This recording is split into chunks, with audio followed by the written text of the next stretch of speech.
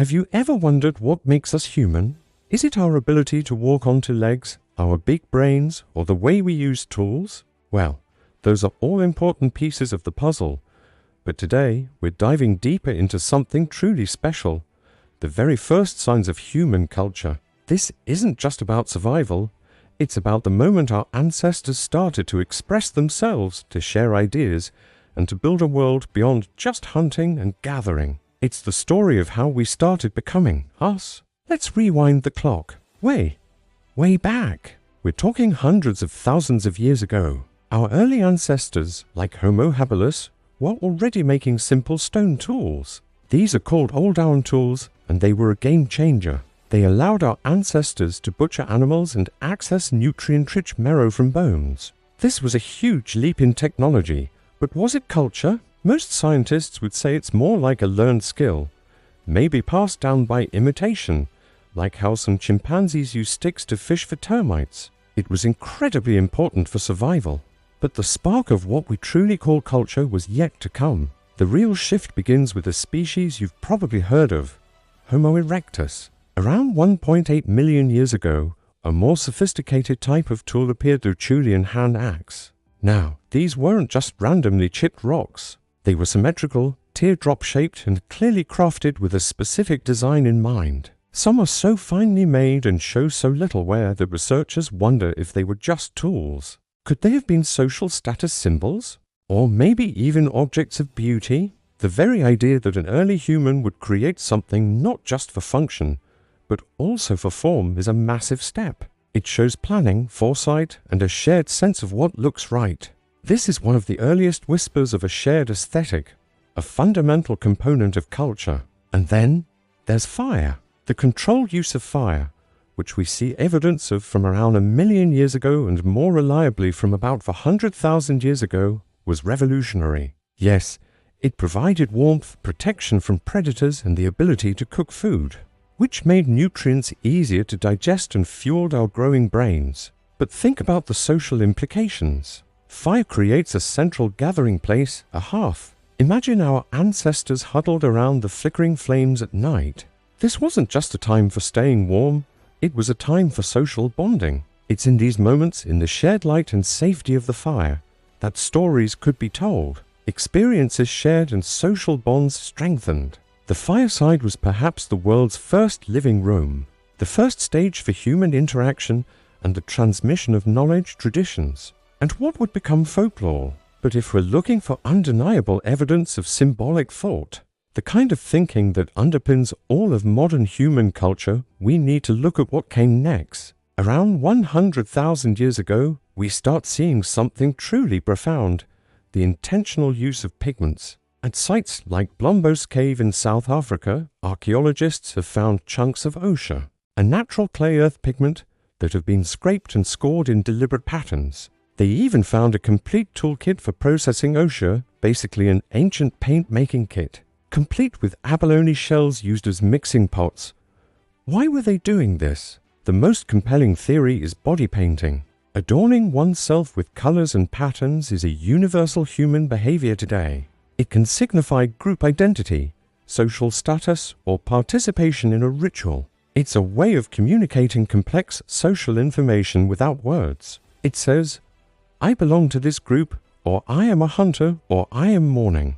This isn't about survival in a direct, physical sense. This is about creating a shared social reality. It's about identity. This is culture in action. At the same time, we see the emergence of personal ornaments. Around 135,000 years ago, at a site in modern-day Israel, we find eagle talons that show signs of being worn, perhaps as a necklace or pendant. In North Africa and the Middle East, we find collections of seashells like Nassarius shells that have been deliberately perforated.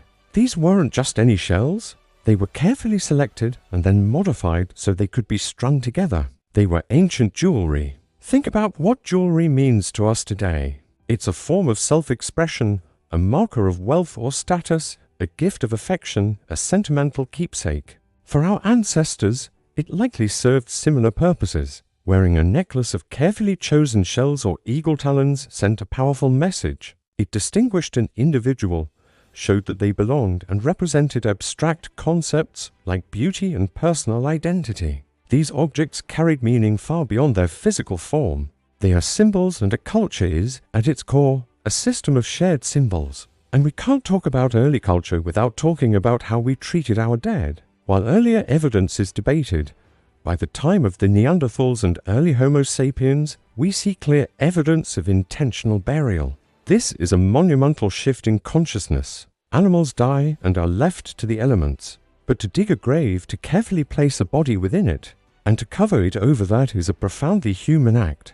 It suggests an awareness of mortality, a sense of grief and respect for the deceased, and perhaps even the first flickers of a belief in an afterlife or a spiritual world. At sites like Shanidar Cave in Iraq, a Neanderthal was buried with clumps of pollen, leading some to suggest he was laid to rest on a bed of flowers, the famous flower burial. While this specific interpretation is debated, the fact of intentional burial is not.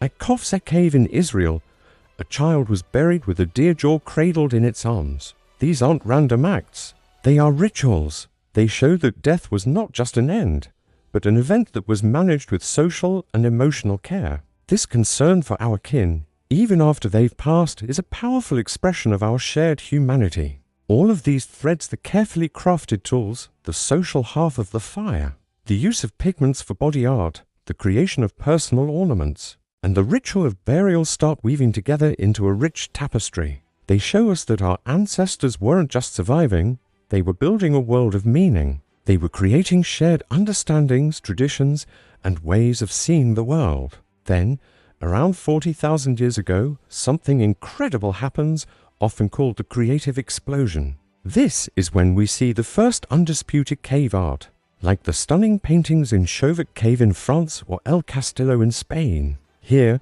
our ancestors painted breathtaking images of horses, bison, and lions with incredible skill and artistry. They weren't just doodles, they were powerful, evocative creations hidden deep within the earth. Were they part of shamanic rituals, hunting magic, or simply art for art's sake? We may never know for sure, but their existence proves that our ancestors possessed a fully modern human mind, capable of abstract thought, imagination, and a desire to leave a mark on the world. From the first symmetrical hand axe to the first painted cave wall, the journey of human culture is a story of growing complexity, creativity, and consciousness. It's the story of how we learned not just to live in the world, but to interpret it, to decorate it, and to fill it with meaning. Every tradition we have, every piece of art we create, every story we tell has its roots in these first tentative steps, taken by our ancient ancestors around a fire stringing a shell necklace,